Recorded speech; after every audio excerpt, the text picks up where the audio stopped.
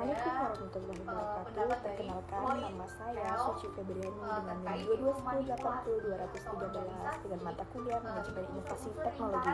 Video ini dibuat untuk memenuhi tugas UTS saya, dan saya akan melanjutkan dari video pertama. Yang video pertama itu mengenai linear thinking, dan kali ini saya akan menjelaskan mengenai lateral thinking. Selamat menyaksikan.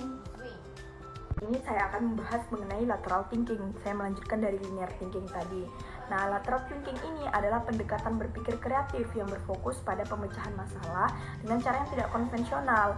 Kenapa caranya tidak konvensional? Karena metode ini mendorong individu untuk melihat masalah dari sudut pandang yang berbeda, dan mereka baru menemukan ide baru yang belum terpikirkan dari sebelumnya.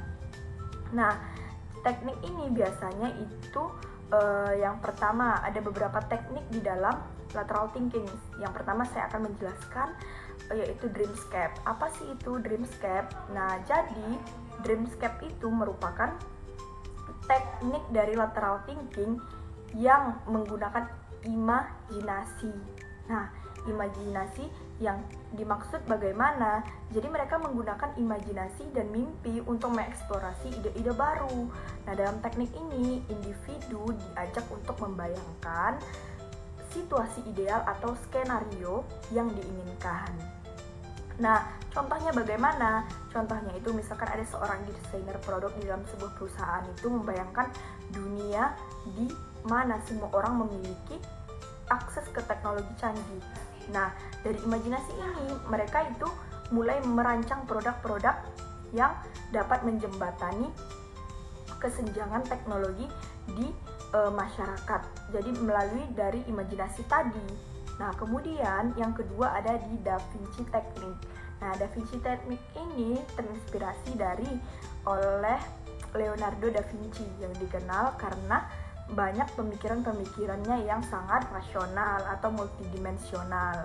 Nah, teknik ini mendorong individu untuk menggabungkan berbagai disiplin ilmu dan perspektif untuk menciptakan solusi yang lebih inovatif.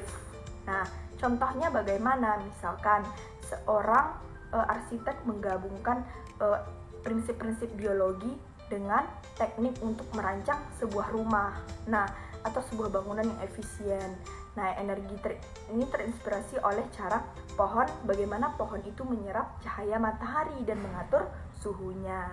Begitu. Nah, selanjutnya contoh dari lateral thinking itu yang ketiga ada Dali's Technique. Kenapa disebut dengan Dali's Technique? Karena ini terinspirasi oleh seniman Salvador Dali. Jadi teknik ini itu melibatkan penggunaan absurditas dan imajinasi untuk memicu ide-ide baru. Nah, ini juga sering melibatkan penggabungan elemen-elemen. Elemen apa? Elemen yang tidak biasa untuk menciptakan perspektif baru. Nah, contohnya itu bagaimana? Misalnya, seorang penulis menggunakan teknik ini dengan menulis cerita.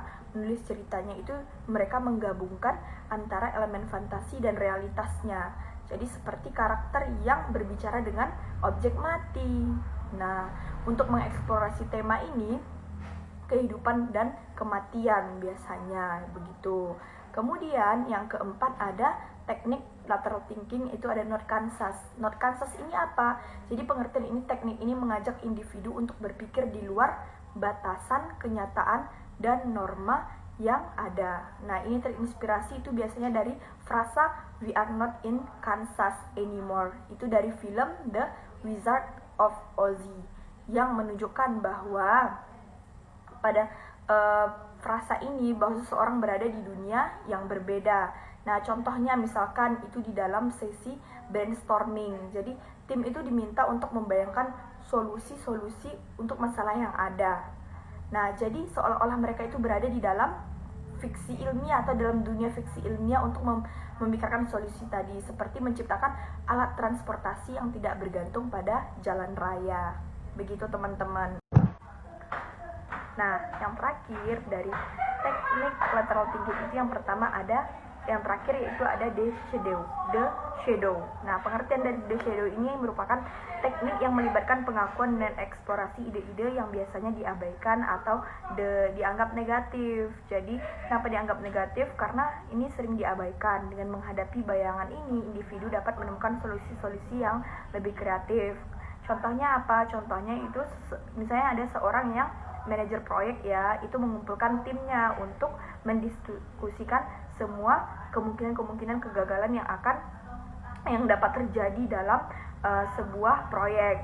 Nah, dengan mengidentifikasi dan membahas risiko ini, mereka biasanya itu dapat merancang strategi mitigasi yang lebih baik dan inovatif. Begitu teman-teman. Mungkin cukup sekian video ini. Salah dan kurangnya saya mohon maaf. Assalamualaikum warahmatullahi wabarakatuh.